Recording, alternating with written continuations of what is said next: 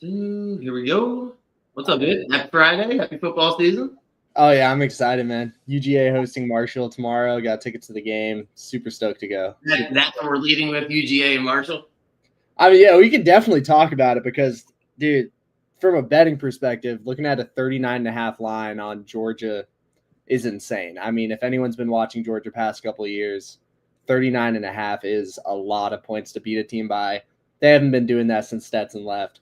I've been looking at that. I've been thinking about it all week. All right. Well, welcome, everybody. I didn't know we were going right into Georgia, but we can. We can do a whole 5, 10, 15, 20 minutes on Georgia. I'm excited.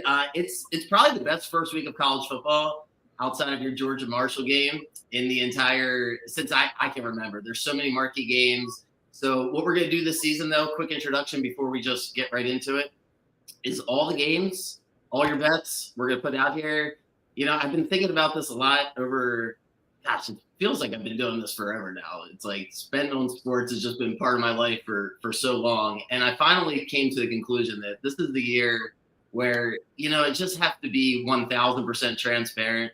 And what I truly believe in my heart, because I've been on the side of, you know, this, right? Selling sports betting advice. I've told this story a million times, but I've been in the industry of the handicappers and selling people's picks and that whole 9 yards. But what I've come to the conclusion is really it should just be used as a tipping service, right? Like if you're paying somebody for sports betting advice after they win as a tip, that's great. It should be much more as a hobby. But at the same time, we are passionate about betting on sports. So we're going to put it out there. We're going to try our best. But I've completely changed the business model here. So you're, you know, no pressure on you here, but college football is your thing. And I want to put your bets out there, not only for yourself to get your name out there, but to just change the way we look at betting on sports, right? Like paying somebody ahead of time for sports betting advice just it sends you in the wrong way. So I'm going to elaborate on that as the season rolls around. But yeah, welcome. And let's get to it because I want to do each week, you're going to have your top 7 games, but I want to cover a couple of the games that don't make your top 7 just to give, you know, some of the highlight games. So why don't we start, right, with Texas, Ohio State. It's kind of hard to handicap that game. The spread goes back and forth. More people like Texas as, you know, it's just easier to bet on Texas at this point with Arch Manning and more guys coming back for Texas. Hard to bet against Ohio State at home. I can keep blabbing about it. You go ahead. Texas, Ohio State, what do you think? Yeah, I mean, look, this is one of my top 7, in all honesty. This is a game that, like, looking at this week, looking at the matchups, this is one I feel pretty solid about compared to other things. Like, grain of salt, like, I'm betting half units probably first 1 to 3 weeks just to really kind of figure out where college football's at. Like, there are teams that get ranked in the top 10 to start a season, end up unranked. You don't really know how good a team is until you see them play at least a couple games. But looking at this matchup, yeah, I'm sorry to interrupt. That's why I just assumed it wasn't one of your top 7 games. So I'm sorry. No, but like, the thing about this that's really made me fairly confident is I don't fully believe in Julian Sayin as a quarterback at Ohio State. A lot of the stuff harping on Arch Manning going into the season, being a Heisman frontrunner with a limited sample size is like, it's fair. Like, we haven't seen a lot of Arch Manning, but we've seen some of him. And we've seen him, like, even in the Georgia game where he wasn't his best, like, you could see he was controlling the game to the best of his own abilities, even though he was losing the line of scrimmage often. I look at Arch Manning and I see a guy in a Steve Sarkisian system that runs a lot of screens, runs a lot of play action, runs a lot of motion. I see a quarterback that can really succeed, and I see an Ohio State defense that is great, but might not be dynamic enough outside of, again, Caleb Downs probably being the best defensive prospect in a minute. I see a defense that he can exploit more than I think Julian Sayin can exploit a really strong secondary for Texas. I think that you're looking at a matchup with a QB with no experience at Ohio State that is playing against a super experienced Texas secondary. And then I look at Arch Manning, who has pedigree all over himself, a great just system around him for him to succeed. This is one I thought about a lot. Like, it was a game I didn't even want to touch going into the week. The more I've thought about it, I feel really confident that Texas wins the game. So my pushback is if the game was in Texas or if it was a neutral field, even if Texas had to give 3-4 points, which probably would be the case, the games in Texas might even be a 6-point spread based on the way the line's moving now. I just don't know how I feel about betting against Ohio State at home. Why doesn't that just deter you completely from the game? No, and that's completely fair. Like I get that. I do think the line value is realistically from a line value perspective, Ohio State's got it. But I look back to last year, Notre Dame, Texas A&M. That was a game I was very confident Texas A&M could handle. Texas A&M looked kind of dynamic at points, and obviously Notre Dame was better than we thought. But we all thought going into that, it's going to be a brutal environment for Riley Leonard to play in. He's never played in anything like this before, and he was good enough to win the game. It wasn't a pretty game by any means, but he was solid enough, composed enough to win against a Texas A&M quarterback that didn't have a lot of experience, looked very nervous, hadn't played a lot at the college level. I think this is a similar matchup. Now, obviously, I think Ohio State's better than A&M was last year, and the team comparison is a little different, but I look at Arch Manning. He's not a guy that I see home and away impacting him too much. He has pressure on him wherever he plays. Like, it doesn't matter if the crowd's against him. He's going to be the same guy because he's just used to it. I really like him here. Like, I think it's, again, line value will always tell you Ohio State, like, if they really should win there. But, like, I think this is one of those where you get a little risky to start the season off. And I really do like Texas here, mainly just because of the QB disparity. How much do you put into what other people are doing, where the line is moving? Because the main topic of conversation from a gambling standpoint with this game is that the line started with Ohio State -3. It's all the way to Texas. Some places have Texas -1. Do you care? What do you think about that? Yeah, I mean, that's like, I look at it and like, I think college football, because of like the variety and team talent, is one of those where lines move aggressively, and you can either buy the dip where you sit there and say, okay, it's moving this way. I may be buying at a bad point, but I am still getting value at the end of the day. Or you can look at it as I can fade the community and go for value. And again, like, I think Ohio State has value right now. If you look at Julian Sand and you think he's the real deal, go for it. Like, the value's fully there. In my opinion, I just don't think he's good enough to win against, again, a Texas secondary that I watched like literally keep them in games at points when Quinn Ewers would have a bad day.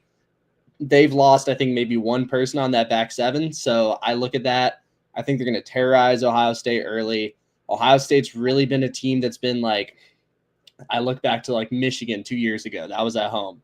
They kind of got waxed. When a QB's not playing well, Ohio State doesn't necessarily back him up super well. I can see, like, again, these are fans that can be a little plastic at points. I don't think this home atmosphere is going to be as aggressively like for Ohio State if things get rough as a lot of other people like seem to think. And then Matt Patricia is the defensive coordinator. Brian Hartland, he's been in the program for a while. He'll be the offensive coordinator, both first years, first time in that position. Thoughts on that for Ohio State? Is that part of your logic with Texas? Absolutely. Like, I've followed Brian Hartline a little more than I like want to admit, because I've watched him basically be the best recruiter in college football for the past, I think, 5 years. He's the guy that gets all the receivers, right? He's a beast. I remember him playing for the Browns back in the day. Then saw like, oh, he's a coach for Ohio State now, and then they were just printing receiver prospects. And they have great receivers this year, but this is a guy that I am not convinced is fully a coordinator and might just be more of a great recruiter, great wide receiver developer. And when you're looking for an offensive coordinator, in my opinion, it's more powerful to have a guy that can mold a quarterback than one that can mold wide receivers, positions like that. So he has to prove something to me. And then obviously Matt Patricia, I get the dude's a rocket scientist. I get he's a actual real life genius. He has not been a good football coach in probably over 5 seasons at this point. I know it's college now. He should be able to win at this level. We don't know yet. We've seen him coach defenses in the past. It has not gone well. I'm a little skeptical seeing him outside of a Belichick system, seeing how it's just going to work. All right, last point, then I'll get you going, Texas. The other thing that scared me is they replaced the offensive line, replaced a lot of skilled players. Can you give me some room for optimism? Why do you think the Texas offense should roll? I know you talked about the quarterback, you talked about the screens, but give me a little bit more on the personnel. Yeah, the personnel. Well, the main thing for them is they lose Jaden Blue out of the backfield as a running back. They replace him with CJ Baxter, another running back who was hurt almost the entirety of last season, went into that season supposedly to be the RB1. As if you're looking at an inexperienced quarterback, you're giving him 2 running backs in CJ Baxter and Quintravion Wisner that are both really dynamic, really good catching backs, good running backs. Like that takes a ton of pressure off of Arch, even if he does play bad. And they have lost a ton of receiving depth. Like I think right now, like you're looking at guys like Ryan Wingo and I think Wendell Moore as options out there. And obviously these weren't the main guys last year. But again, I think Arch Manning fits the Steve Sarkisian system infinitely better than Quinn Ewers ever did. He's much more athletic. He's able to get out of the pocket more. He's a good improviser, which Quinn Ewers really just wasn't. He was not a good improviser. He needed kind of a system, a structure around him. I like the improv in the offense now. I love how the backfield looks from a running perspective. I think they're so dynamic that they're going to be one of those offenses that it's not going to be like the big plays like we saw Ohio State doing all of the playoffs last year. It's going to be a team that doesn't end up in 3rd and 8s. They're a team that's going to move just 4 yards every play, methodical. It's going to be the kind of team that you don't want to play at home because they will just brutalize, slowly win. It'll be just, yeah. I like their offense from just a pure, like, it feels more NFL than college, if that makes sense. Perfect. All right, cool. Any other games before we do the other 6 games, since I jumped the gun on you on one of your top 7? Any games that didn't make your top 7 that you just want to get a couple things off your chest, want to talk about? Because there's a couple big games, but now I don't want to say them out loud in case they're one of your Yeah, no, I have a couple, but one that I'm definitely staying away from here is Miami Notre Dame on Sunday. Okay, let's do that. I truly don't know how to evaluate this game. I've heard a lot of stuff about Carson Beck still having arm issues. I think I talked about it last week. Apparently that's been a thing that he basically had Tommy John. And you're looking at a quarterback that's whole thing is that he can throw the ball really well with an arm that might be dead. I don't want any part of having to evaluate a game where I don't know what the quarterback's going to look like. On the other side of the ball, no, I don't know anything about Notre Dame's quarterback. I know he hasn't played at all. I know he has no experience. I know he's a redshirt freshman. I don't know how good he's going to be. I know they have Jeremiah Love. I know he's really good, but I know Miami went and shored up their defense something crazy. So I think that game could literally go either way. Line's pricing it at Notre Dame minus, I think, 2.5 right now. So it's supposed to be basically heads up. I really don't want any part of it. I'm going to watch it for the fun of it, but that game scares the shit out of me. Yeah, just weird that the total's so high for 2 quarterbacks where you say you don't have too much. 51.5 seems high, especially with Notre Dame's defense. Definitely. Okay, cool. Gotcha. What's another one? Another one, again, just sticking to the Sunday games, like, again, South Carolina, Virginia Tech is super interesting to me, too. South Carolina is, of course, ranked. Is that game in Atlanta? I think it is.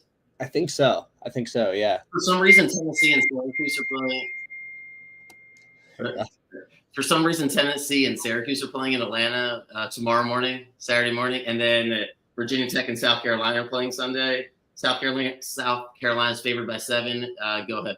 Yeah, no, I mean, I think that line's very fair. I think Virginia Tech's a very interesting team. If people remember them from last year, super dynamic quarterback. I think it was someone's cousin. I just can't remember who right now. Super athlete, very athletic, very fun offense. And South Carolina is a team that's missing a ton of people that were like critical to their whole team last year. Like, again, they still have elite edge rushing, but no one really knows if they have anything else defensively. Lenore Sellers is still there, but the backfield got weaker. I'm not super convinced in the receivers or the offensive line for them. It's a game that I look at as that's like upset potential to me. Like, that's one where like I can see Virginia Tech winning that game. Just basically like they were able to push teams like Miami last year. They're a well-coached team. They're a dynamic team. And I'm not fully sold on South Carolina yet. So that's what I'm going to be watching just to see what South Carolina looks like. If they're like, you got to watch those games and see if they win by 2 touchdowns. Did they earn it, or was this one where they just slipped it out? Like, how do they really look going forward? That feels like, just from a gambling perspective, after Saturday, you get this game by itself in the middle of the afternoon. You're trying to get your money back. You put it in a teaser. You take South Carolina on the money line. And it just feels like Virginia Tech wins that game, or you love Virginia Tech and then you're on the wrong side of like the best quarterback, and that game feels just like a no-win situation. The standalone 3:00 game after all the after you put all your energy into the day before. So, all right, we'll stay away from those two games on Sunday. And you told me ahead of time, that's why we skipped over the games tonight. You didn't really love the Colorado Georgia Tech game and Auburn Baylor. Those are two Friday night. I mean, there's just games nonstop. We can't keep up. But Auburn Baylor seems intriguing, but you didn't have a strong opinion on it. Yeah, no. Again, Auburn, new quarterback. All the stuff coming out about Hugh Freeze right now, basically just golfing his career away at this point. I got to see what Auburn's going to look like. Auburn fans are super stoked. Jackson Arnold's an interesting college quarterback. I don't know if he's a good one yet. And Baylor is always hard to beat. Like, they are just a really solid team normally. So that's a game that, I'm going to use as basically intel for other games going through the season, see if I can find it, see any value from it. Is Auburn better than I think? Is Baylor better? Is Auburn well coached? Are they not? Like, it's one where there's so many variables from the non-football side of things for me, and too many variables at like the quarterback position for me to really feel confident in. And Georgia Tech, Colorado, basically it's like two completely opposite programs, right? Georgia Tech brings back their quarterback and a lot of the same guys that, Georgia Tech's kind of peaking, right? Like, they have aspirations of winning the ACC. They're not the favorite, but they think they can get it done. And then Colorado is doing a whole new program. So Dion without Hunter and his son. What do we think of Salter, the new quarterback? And is Colorado any good this year? Georgia Tech's favored by 4. I was pretty surprised by that. Yeah, no, it's one of those where I do look at it and think Colorado, like, obviously a lot of money will always be going on Colorado just in any game. So the line will, in my opinion, typically favor whoever they're playing, just because a lot of money will go towards Colorado. I really like Caden Salter. He was really fun to watch at Liberty. A little inefficient, a little wild, but super fun. And I really do think that kind of quarterback fits a Colorado system well. And Georgia Tech is, again, complete opposite. Like, they're a tight offensive team. Like, they don't do the flashy plays. They stay out of third and mediums, third and longs. They just move the chains. Like, I watched them really beat Georgia to death by just staying ahead of the sticks, playing smart football. It feels like a game Georgia Tech should win, but again, Colorado is such a dynamic team with a lot of talent. They can win it just by being a better team on that day. But again, they're going to need to be consistent, and I need to kind of see what that offense looks like before I start putting money on it. All right. So first of all, my intro wasn't great. I probably should have done something to relax myself before. So I didn't do a great job of introducing you to people that don't know you. So let me backtrack here before we do your bets. And you put everything out there. Senior at Georgia, not that you were on the football team, but 2-time champion. No, I'm kidding. But this is the reason I wanted to work with you, and the reason that we vibe is because as you break down all the games, you really don't. None of what goes into your equation is line movement or where the betting trends are going, and that's how I see it. I know other people that there's other ways of doing it, and if you whatever, it's to each his own. But why do you stay away from it? Because it feels like with your brain, how analytical you are, and frankly, your demographic, EV betting, trying to find the best odds, that just doesn't go into your equation. You're not trying to, like you were talking about earlier, buy the dip. That's one way of looking at it. Just exactly does that not appeal to you? Yeah, I mean, it is one of those things. Like, I've been into stocks a little bit, and I do know a lot of people. Like, I think even some financial companies do have a gambling sector where they do try and extract value and stuff. And I think line movement at extremes can provide value for someone. Like, there are extremes where there's simply too much value on something. It's like, again, like 60% hit rate, like percent chance. You kind of got to take it. But if I'm sitting here, like, it's analysis paralysis to a certain point. Like, if you're sitting there constantly just betting off of line value, not factoring in the thing that separates gambling from stocks, which is the human aspect, you're not really gonna fully be able to understand what's going on here. Like, I can say here, Colorado could be down it could be minus 11.5 for Georgia Tech to win, and Colorado could shit out, and they could score 3 points in the game, and none of the line value mattered because they screwed around. And I'd rather sit here, analyze the players, analyze how they're looking going into a game, kind of like really emphasize the human aspect, because people are going to sit there and say, I have great CLV on this, but at the end of the day, it's a human game. Like, it comes down to humans being humans. There's error in human nature. that comes into especially college football a lot. Like, would you put value though in just blind betting at volume using the EV betting system? Because the argument against what you were saying is why don't why don't you just do it in volume, right? Don't put any thought into it at all. If you have the bankroll, if you have the discipline to just bet, you know the whole story. And Yeah. I'm playing devil's advocate because that's not how I do it, but I'm curious what your retort back is. Like, why not just do it at a volume system and bet small enough units where you're just trusting the fact that you're beating it? Because we can all acknowledge that a half a point or a point does matter. So why exactly do you think it's a flawed system? I have my reasons, but I'm curious why it doesn't appeal to you. Yeah, so like, and for the record, like you do it at full volume, you're probably going to make money. Like long term, just taking CLV, you're going to make money.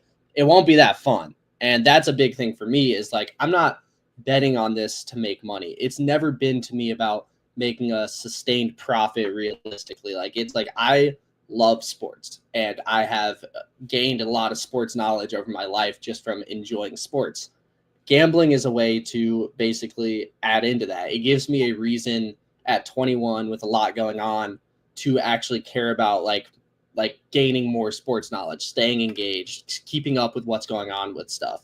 If you want to bet on 1,000 different things at $10 a bet just based off CLV every week, you probably will make money. Like it will happen, but you can't keep up with all that stuff. You're not gonna be able to watch it. It for you, it's just a profit builder. And then at that point, for me, it just takes the love of watching sports away. It's a profit building thing for a person at that point.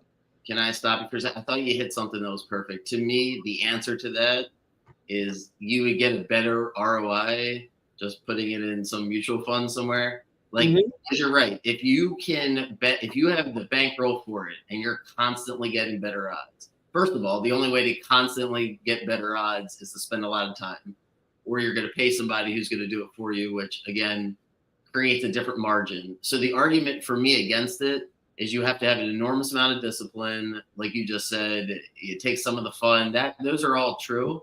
But just from an ROI standpoint, if you have the money to do that, you can make your money do so much better for you. So even if you squeak out the margins, right, and you come away and you don't lose, right, then you start figuring out the taxes, you figure it all out. By the time you're finished, you're really wasting a whole bunch of time. So, all right, we can talk about that more, but appreciate your thoughts on that.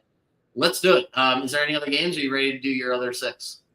No, I don't think so. I mean, we can. The more I keep looking at Georgia Marshall, I might actually end up putting money on it. The more. Yeah, well, you started with Georgia Marshall, and I started with a long effing intro that was somewhat unnecessary. But you know what?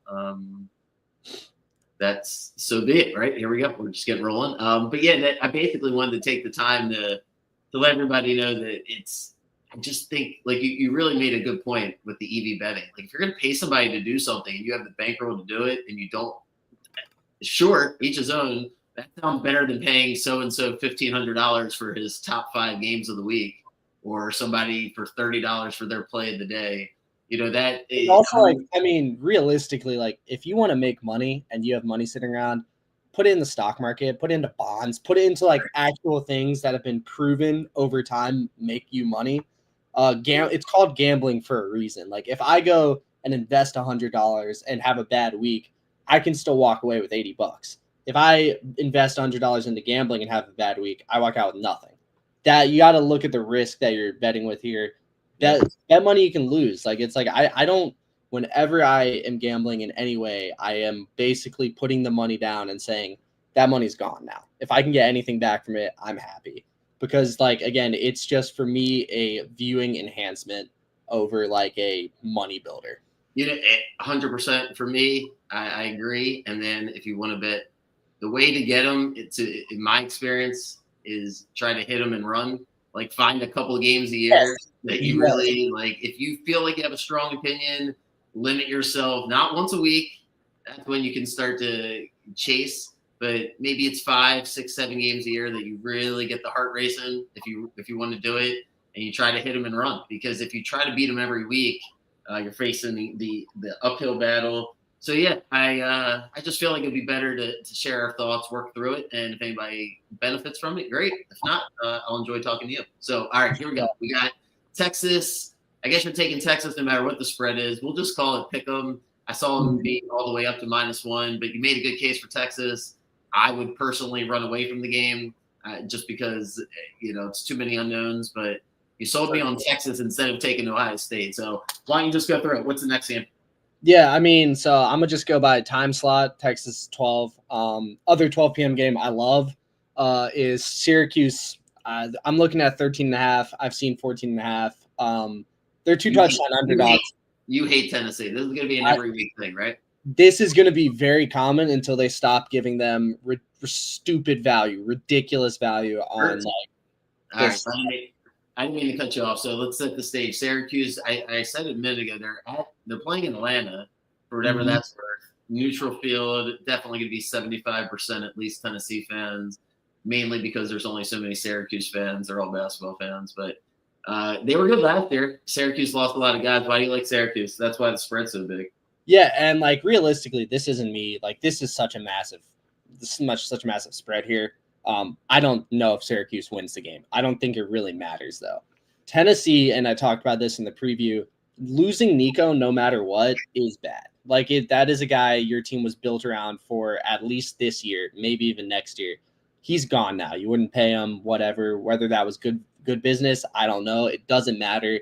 You're looking down the barrel of a down year because you're missing a guy that was really dynamic at your quarterback position. It's looking like Mason Phillips now, who, in all honesty, I know nothing about, which isn't the best sign for Tennessee. They were a team last year that already just didn't play great defense. They had guys like James Pierce Jr. on that defensive line. It didn't really seem to matter too much. The defense was never that good for them. And the offense, like, it was running. Like, the thing that made them such a good offense was how quick they were. And that only works with a guy like Nico at quarterback. Like, he's able to really push it, make that make sense. They lose wide receivers this year. They lose a lot on offense, and Syracuse added stuff. Syracuse gets a new coach out of Notre Dame system, which I think is like probably one of those systems you're going to see college teams target a lot more. I think Marcus Freeman really knows how to get teams motivated, kind of win games you shouldn't. And this is one of those Syracuse teams.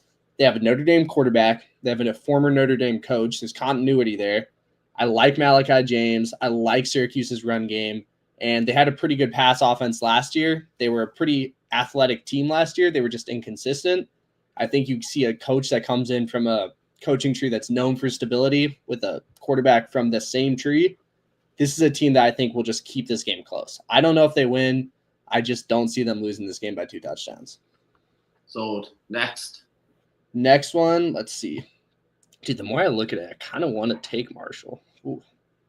So why you first of all, you can't take Marshall.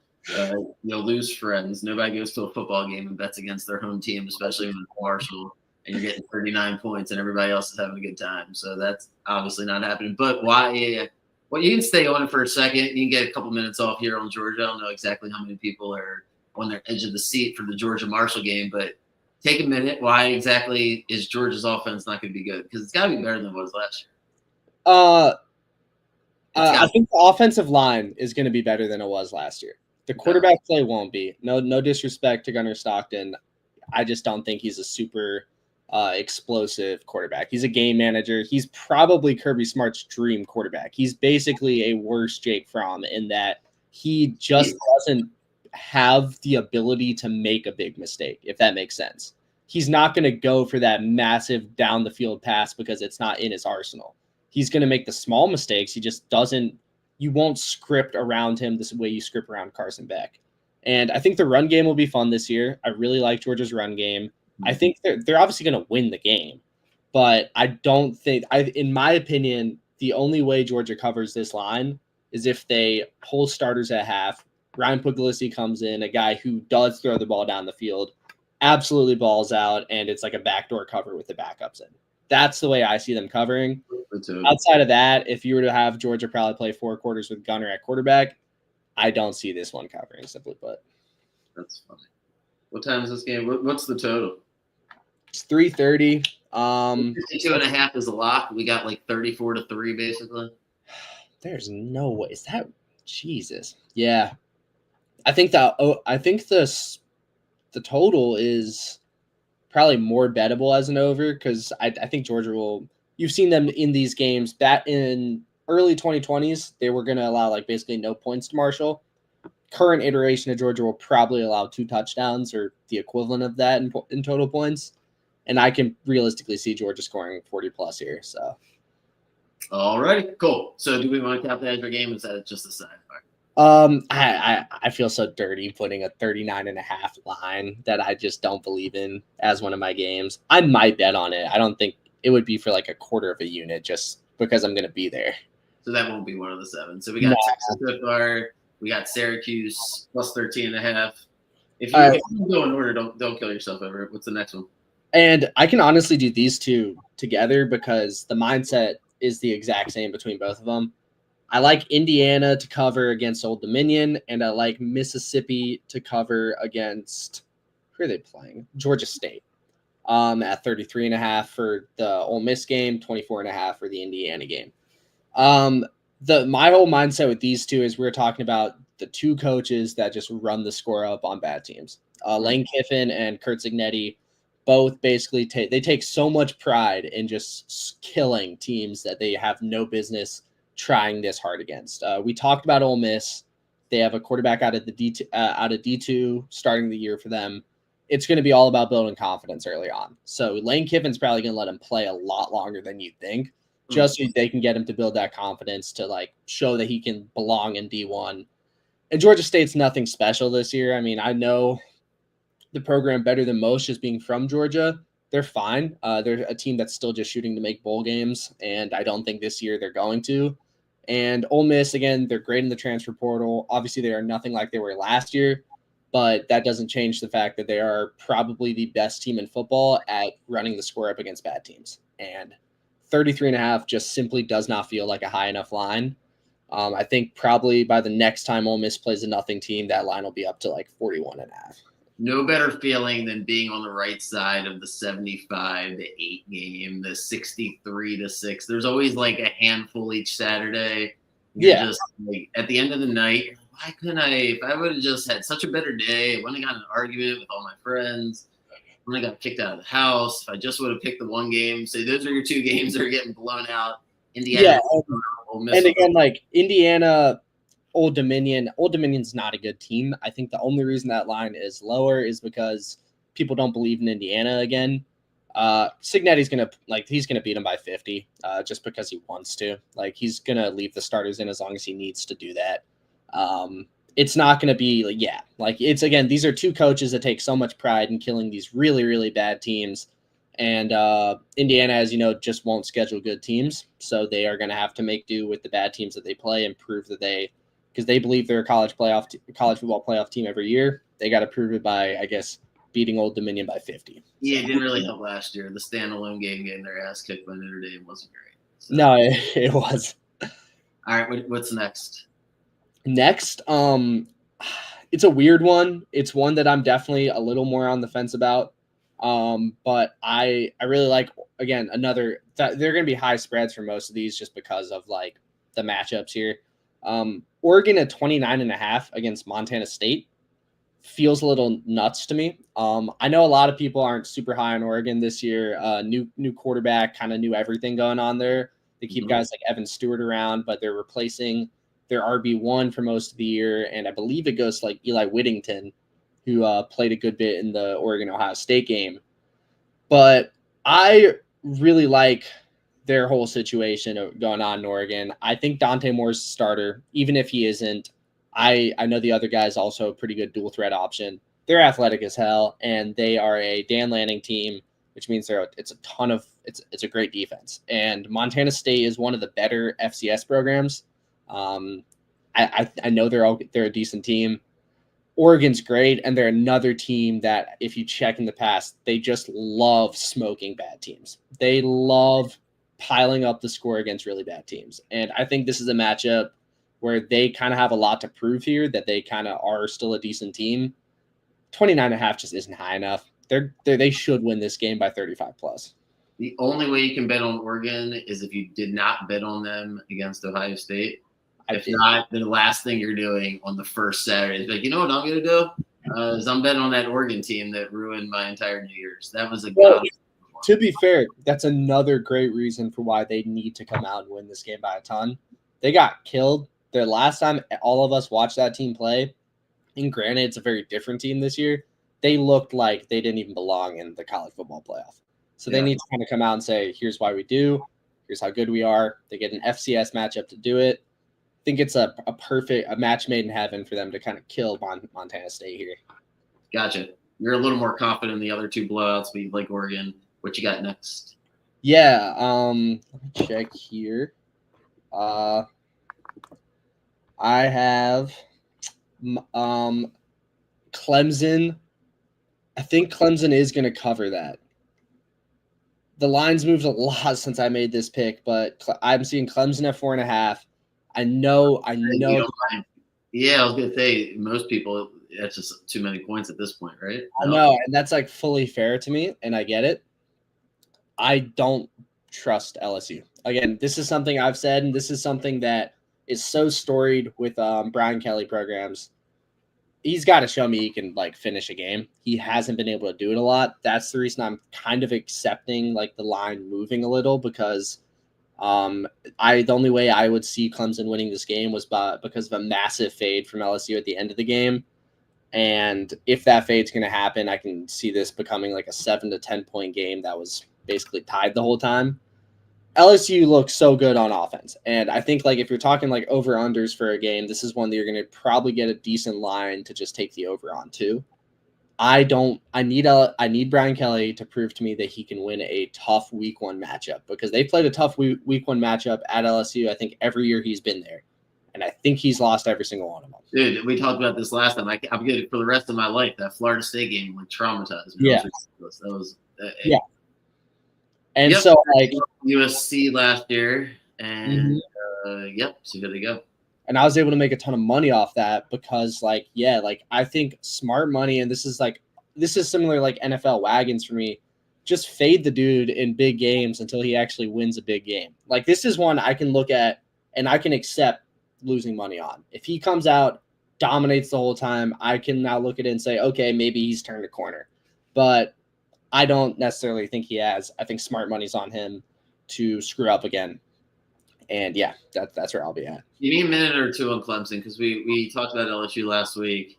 Well documented. You made the point. I'm not trying to minimize what you're saying, but I think if you're following college football, it's just fairly obvious what you said. I agree with you. There's really no argument against it, right? Like he just has to do a better job coaching the team when Notre Dame improves without him and LSU gets worse and he's got more talent. It's just like sometimes being contrarian is just like a waste of time, right? Like trying to just to argue. And I feel like to argue on behalf of Brian Kelly and the LSU program, to put money on it, yeah, I would stay away from that game because I don't like Clemson. But tell me why I should like Clemson. Because really, so there are two schools of thought on like the pro Clemson thing. There are the people that think Cade Klubnik's going to win the Heisman. That's not me. I don't think he's very good. But what I will say to his credit, and I know some people will have recognized this from last year, when Clemson would come out the gate some games and just drop 28 on another team's head. They were just 28 in the first, game's done. They're really good at that. LSU, I don't think is good enough defensively to necessarily stop that from happening or like mitigate it enough. The other side that just kills LSU in this matchup is I think Clemson has probably one of the best defenses in college football. Like I think this is a like vintage Dabo Swinney team here. Like he built it up his way. He played the game his way, to his credit. And I really like Clemson defensively this year more than I like him offensively. And I think that is like a perfect matchup to play against an LSU team I like more offensively than I do defensively. And again, we're talking about a big game, Dabo Swinney versus Brian Kelly. The coaching comes into play here too. Clemson has a ton to prove. They've obviously been struggling a lot. This is the highest I think they've been ranked going into a season in a minute. Mm-hmm. They gotta earn it. They know that. Dabo knows that. He wants to be a relevant coach again. This is his chance to do it. And I think again, looking at that human side, I think that Clemson is a more clinical team. They have a more clinical coach. And I think they have that comparative advantage from offense compared to how LSU matches up offensively and defensively. Gotcha. And the final one, number 7. I'm back and forth between a couple on this. It's such a weird one, and I'm gonna end up betting it. And it's so weird. I'm between two. The two I'm between is Kansas State to just smoke North Dakota this week. Again, like just reading human side of things, like line's 25.5. Kansas State needs to put up like they're gonna need to score like 50 on North Dakota here to like kind of wash the taste of like a really bad loss out of their mouth. And I think they're capable of doing it. For those who didn't watch last week, Avery Johnson looked phenomenal. He was incredible in that game. The defense really just let him down right there at the end. Iowa State looked really, really solid on their final drive. I really like Kansas State there just to run that score up. I think defensively they'll be better than they were against Iowa State. I think the run game will open up a lot more than it was for Iowa State, which means you have to rely on Avery Johnson passing a little less. They should win that game by 5 touchdowns. And the line's giving you value at 4, winning by 4. So I like that. The other one, which I know people, I hate this game. I've talked to my friends about it. I kind of love the vision of seeing UCLA cover against Utah this week at about a touchdown line. I think it's such a weird game to me. I think UCLA is such a interesting team for so many reasons. But I really like them. I really like UCLA this year. I don't like Utah. I just can't buy into them at this point, not with the lineup they have. And yeah. Gotcha. So UCLA is -5.5 against Utah. They're +6.5. So they're +6.5.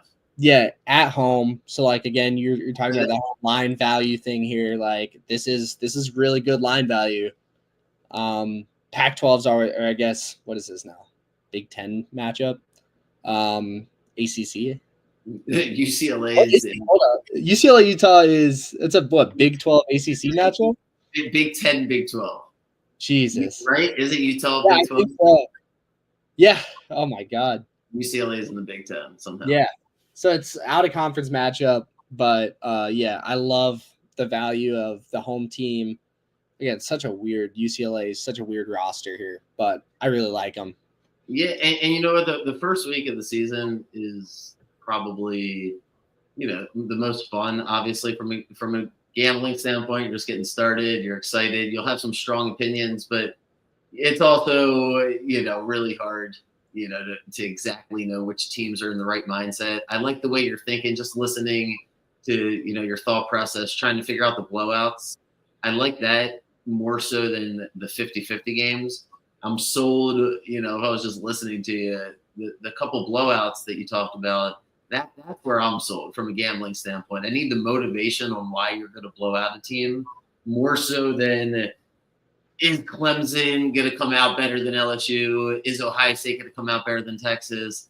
I don't know. To me, the ball's going to bounce funny. There's going to be penalties. The motions are going to be going crazy.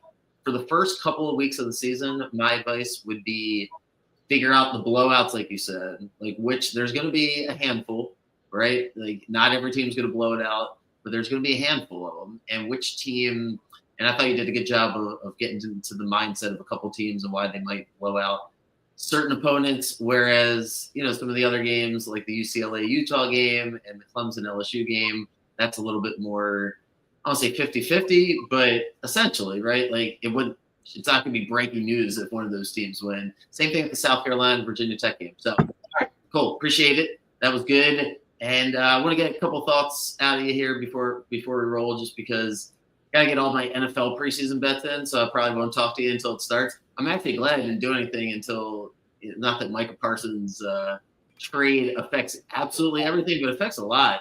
There's a lot of moving parts, especially if you're doing preseason bets. First, can you be contrarian and tell me that the Cowboys did a good thing? I can tell you that maybe from a pure value standpoint, they could end up maybe winning the trade because the Cowboys do draft really well every year. Like they're really good drafting teams somehow. I don't know how. But Jerry Jones can draft, I guess. Okay. Kenny Clark is like, again, defensive tackles will always be underrated. Kenny Clark's a really good defensive tackle. Again, How good of a defensive tackle? From a value standpoint, no, not even close to Micah Parsons, but like from an objective standpoint, like he's probably like top 3 or 4 in the NFL right now. Like you're looking at guys like he's a little worse than a guy like a Jeffrey Simmons, but like he's a stalwart. Like he's incredible. But at the same time, like you gave up Micah Parsons. Like you let a guy who wanted to be a Cowboy for life, who signed a contract immediately that realistically wasn't that ridiculous. Like the guy's younger than Myles Garrett. He's younger than TJ Watt. So he's going to be a little more expensive because, again, he's younger. He's not asking for out of this world money. It's $6 million more a year, which isn't that ridiculous. You had the money. You can pay him. He's like, you should just pay him. I think more than anything, it's and from the interviews I've seen from Jerry Jones after the fact, it became an ego thing for him along the way somewhere where it was he lost the negotiations with Dak. He'd lost the negotiations with CeeDee Lamb. He wasn't going to lose the ones with Micah Parsons. And what he has to realize is he has no leverage here. Like, do you think getting Kenny Clark, I appreciate that. From a gambling standpoint, getting Kenny Clark, does it make them that much worse this particular season? Like based on the way their team is built, from a value standpoint, if you're betting on the Cowboys, are you now not betting on the Cowboys? Does it make you want to bet on the Cowboys? What were you thinking one way or the other? When I say bet on the Cowboys, I'm talking about making the playoffs, potentially going over their win total, or are you going the opposite way because of this? I mean, I think it should give you decent value to take some Cowboys bets now because Kenny Clark is like up the middle run stuffer, great at it. Like that's his thing. Micah Parsons is probably the best as a distraction on the defensive line. Like if you double team Micah Parsons, he really doesn't do too much. But if you double team him, that means that other guys can get active and get out there. I think that's why like you saw like DeMarion Overshown last year have a really productive season because he's really good. Yeah, you're right. They do always draft really well. He's really good, and the corners are good. Yeah, and so like I don't think the questions for the Dallas were ever on the defensive side of the ball. I think the main ones were how's Dak going to look. They went out and got like Javonte Williams. The run game's a little different. They have Jaden Blue. How's CeeDee Lamb going to mesh? How much is he really going to care? Because that's a big thing with CeeDee Lamb is like how much effort are you going to see from him because he does take snaps off. I don't think that people were taking the Cowboys to not make the playoffs because of the Micah Parsons situation. I think it was more about Dak Prescott on the offense. Mm-hmm. But at the end of the day, they're in a tough division. They're easily the third best team in that division. I don't think they were looking at the playoffs anyways. Like I think they were on the outside looking in no matter what. You maybe from like when your GM is also your owner, I guess you can see how he probably looked at it as he can save some money by not paying Micah Parsons. They can have a little bit of a down year, and now they have 2 first-round picks to invest in in a really good draft class that's coming up. Like if he gets lucky, if they're horrific, they probably have enough equity now to like maybe try and get into that top spot to look for like an Arch Manning type, which I'm sure is his dream. It won't happen, but I know that's what Jerry Jones is thinking. Yeah, you make a lot of good points. I don't know if I have anything much else to add. Pretty much agree with you. I wasn't really taking the Cowboys to begin with. I don't know if I kill them for it, but it just seems like a silly thing to do just because they could have gotten more value, at a different time. Instead, they lost the leverage. And anyway, more interesting for the Packers. So I wanted to do a minute on the Cowboys. How about more on the Packers? Does it change your mind? What were you thinking about the Packers beforehand? What do you think now? I mean, it changes a ton. Like, again, like Kenny Clark is great. Like you're going to miss Kenny Clark in that middle, but they have what's his name? Devontae Wyatt from Georgia, who is another defensive tackle, run stuffer, massive dude. So they can kind of replace that. Again, it's not 1-to-1, but like they can get some value out of him. That Packers defense is nuts. And I do think they were like an edge rusher away for a couple seasons there. And now they have one. They have him locked up for a while. I think he could be really helpful for the locker room because I know like a Georgia guy like Quay Walker has really struggled with his emotions at times. He's been pretty bad about that despite being super talented and stuff. I really like the Packers defensively. Like that defensive unit is terrifying. There are not a lot of teams better defensively. again, the big question this year for everyone for the Packers was never about the defense. It was always, how's Jordan Love going to look? Like, this is his year. They went out, spent a first-round pick on a really good receiving prospect. Right. Josh Jacobs looks like he's entering like a second prime almost. He looks great. Tucker Kraft should get better. The offensive line's solid. Like, he's got all the pieces around him. He needs to play well. And now I think all this did was put even more pressure on Jordan Love because, like, this Packers team looks like a team that could compete for a Super Bowl. It's kind of on Jordan Love's shoulders now to do that. Jacobs was good enough in that playoff game. I was pulling up the stats real quick because I know it was bad. 20 for 33 with 3 picks and just never really had a chance in that Eagles game because you're right. The Packers defense was good. Jacobs was really good. So Parsons helps. I think I had the Packers 8-9 when I was doing my thing the other day.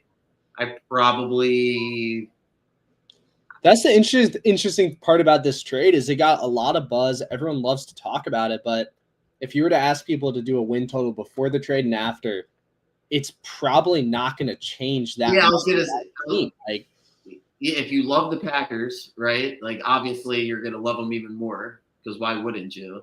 But if you were skeptical about the Packers, I don't know if this makes you feel better because it didn't answer the questions you had on the team, and that's for both teams. It's like the Cowboys, we trusted like the defense would be solid. It was never about that. The Packers, we knew it was already going to be great. Now you're saying maybe best in football, but you can't win a Super Bowl with just a defense. Like, you need some offense from it too, and this doesn't change that. So that's the one interesting side for me is that I don't think this has that as much of an impact on the like state of the NFL as a lot of other people seem to think right now. I agree with you. I agree. Am I crazy for having the Giants make the playoffs? I love Jackson Dart. I love Russell Wilson. I'm the only one that loves Russell Wilson, apparently, still. No, I think Russ will be great. Cam Scadaba's on one of my fantasy teams. I'm not super high on him, but I think Tyron Tracy could be really good. I think the offensive line should be pretty good. They could be an interesting team. It would be insane to make the playoffs, but there's probably value there if you're banking on like the Commanders maybe having some injuries, maybe the Eagles having some, and the Giants having some. Right. Like, yeah, I'm fading Laramie Tunsil wherever he goes. So he went to Washington. I'm fading him. Certain guys, once I get mad at you, it's like I'm stuck. I thought he was sabotaging CJ Stroud in that offense last year. So I'm high on the Texans, fading Tunsil. All right, am I crazy for the Cardinals? I got the Cardinals. I don't think I'm the only one, but I got them all the way winning the division. I just think that run offense is going to be super dynamic, and I think Kyler has like one more level to get to. It's either that or they're going to have to switch quarterbacks and they're going to win 6 games. I don't see them kind of being in the middle. They feel like they've been stuck in the middle a little bit / on the bottom side of it. You want to talk me out of the Cardinals before I make it official here? I mean, the side for me that I like about them is I think the defense is really good, like sneaky, really solid. But I need Kyler Murray to put a full season together where, like, again, and he was really good last year. Like, I think he was underrated for sure last year. Like, he was solid. But there's still things that I don't like about the team, but I think a lot of them are just like the underutilization of certain players. Like, I think Marvin Harrison Jr. is incredible. They're just not really using him because the offense is fairly like, because of Kyler Murray, it's pretty one-dimensional. It's like you're either handing the ball off to James Conner or the ball is going to Trey McBride or sometimes Marvin Harrison Jr. But it worked really well. I think they are going to take a step forward. I think the West got a lot weaker this year outside of like the Rams, who I think will be an interesting team for sure. Mm-hmm. There's a really solid argument for them to make it. It'd be good, like it's a good like long shot bet in my opinion. But I do also sneaky like the idea of the 49ers kind of having a bounce back year, kind of getting all their ducks in a row. It feels like the year that, again, if Brock Purdy is as good as people say he is, this should be a year where he kind of shows that. Are you mad at me if I told you the Falcons are going to be in last place because the Saints are even better than the Falcons this year? Yeah, the Saints suck. But the Falcons, I think, are a disaster. You just lost your right tackle. Isn't the offensive line a hot mess? Offensive line's a little rough. It is. It's a little rough, and you have a guy like Michael Penix who, he just slings it. Like, he just throws. Like, he's out there to throw the ball. So it'll be interesting, but I like him. I think the defense is fun. Okay. I Yeah, don't. a guy like Jalen Walker, James Pierce Jr. is great value where they got him. Didn't touch the offense too much because I don't love, but I can see Kyle Pitts having a good year. I'll I buy got that the, stock. I got the Falcons as being like one of the better jobs. Somebody needs to take it over. This regime's had a long crack at it. They haven't seemed to figure it out. They've had a couple different coaches. JMart, I don't know if he's the guy, so I'm fading the Falcons. What else do I need to run by you? Ravens, Bills, Chiefs. They're all going to be really good, right? Yeah, I don't. You can't really make argument against any of that. The only hot take, the AFC again, like I think we talked about this last year. Like it feels pretty like set in stone. Like Yeah. you kind of know who's going to be there, who's not. The only Yeah. team that feels kind of interesting to me because the vibes are really weird there is like Las Vegas could do something weird this year. Like they feel like they're kind of set up to have a decent season. Like I love Ashton Jonty being added to the offense and makes it more dynamic. Gino is a very interesting quarterback that's done really well with Pete Carroll in the past. And then apparently, like I've been looking at the defense and they're not like necessarily bad. Like they're not great, but they're fine. And I think again, you obviously have Brock Bowers. The wide receiver room isn't the greatest, but it's good enough. Yeah, that's what I was gonna say. I don't know. I got the Raiders needing a year, Carroll needing a year. But what I'll say is like I could see them maybe jump in the Broncos. Maybe the Broncos see some regression. I think that's very possible here. I know a lot of people are super high on them, but maybe they take a step down. The Chargers already lost Rashawn Slater. Like that's a massive loss. Like that's really going to hurt them going into this year. Yeah. They could sneaky just have a good year for some reason because Pete Carroll is, for all his like issues, he's pretty good at having his teams be like above average and just kind of being there. I don't disagree. I just think they need a year. I don't think they have enough talent. The offensive line, I always get nervous about offensive line. Like that's the number one thing. That's just where we're at right now with the league. Maybe it changes, but everybody went to this quick, short passing game. I was rambling about this the other day. And then once the Ravens and now the Eagles, and that's why I like the Cardinals this year, just this power running game. The Patriots are going to try it with Drake May a lot and just let the court. The Colts are trying, except Anthony Richardson is something's wrong with. Like I thought that was going to be the thing, but he's not capable of being an NFL quarterback, so that's not there. I think the interesting run offense that no one's talked about that on my fantasy team I bought into is the Jets. They're going really under the radar right now. The defense is real. Like that's one thing everyone can kind of agree on is that like they have a good defense there. I think in my head, and this might not be how they run it at all, but the idea of how Justin Fields having such an elite receiving option in the backfield with him in Breece Hall is terrifying to me. Like other teams should be scared of that because this is a guy that loves to sling it down the field. He's got Garrett Wilson for that. But if he's able to learn, which again, a lot's hinging on that, if he's able to learn to take a check down, you're looking at a year where like Breece Hall could be super great as a receiving back. And Justin Fields is able to extend plays and Breece Hall is able to be more dynamic with improvisation out of the backfield too. They're an interesting offense. I know a lot of people like to say like Justin Fields sucks, and that's like fair, but we do forget how good he was for the Steelers last year while he was starting. Like he was very, very solid as their quarterback too. It's just the ceiling with him, right? Like if you want to win 7, 8, 9 games, he's probably going to get you there. He can probably win a couple of games as the backup quarterback. The reason the Steelers got rid of him or moved on to Russ is he just cannot. I know this kind of simplifies things, but he's just not very accurate throwing the football down the field. No, he can't read a defense, which is very. I was a Bears fan. I watched it. Like he doesn't even try to. It's almost like he in his head decides I'm going to throw the ball to this guy, and just kind of throws it and sees where it ends up. But the plus side, he has Garrett Wilson, who is, if there's anyone who's going to be able to like maybe cover him a little bit, like Garrett Wilson feels like a guy that could do that. No, you have to plug Fields. He's the perfect backup for the Eagles. I think that's where his career is. Ooh. He'd be great there. He could play on some trick plays. And then he probably could accidentally win a couple playoff games in his career if they needed him to, if everything was the right situation. It'd be interesting, right? It's always the right situation. You send Hurts in the route that he went, and you put Fields in Philadelphia, and maybe, it sounds crazy to say that right this second because how their careers played out, but who knows? No, I think that's fair. Like, I think Fields ends up going there, he could have sneaky had a better career than Hurts did. It's because like I mean I know if you send Hurts to that Chicago team, he's probably out of the league in a year, which is crazy to say too. But like, I mean that would not work. That would have been horrible. Yeah, the Ravens, not to be a homer, but they did it the right way, which is they basically used Greg Roman for training wheels to get Lamar's confidence up, helped them read one side of the defense, gave them a simple offense, and then once the Ravens felt like, hey, we need to graduate towards something more dynamic, he's now proven it. The Eagles just frankly, I don't know if they don't believe in it, they just don't want to give as much freedom, and nobody's really Lamar Jackson, so it's easier for the Eagles just to do what they're doing. But all right, I think that's it. I talked to you forever here, but I'm gonna let you roll. Enjoy your Friday night. Don't be the downer tomorrow at the Georgia game. Don't talk trash about Gunn. Don't be that guy. Dude, it's kind of in my blood though. I might have to. I don't know. Maybe. Yeah, I won't. Somebody's always got to be someone. At least you acknowledge it because someone's always that guy.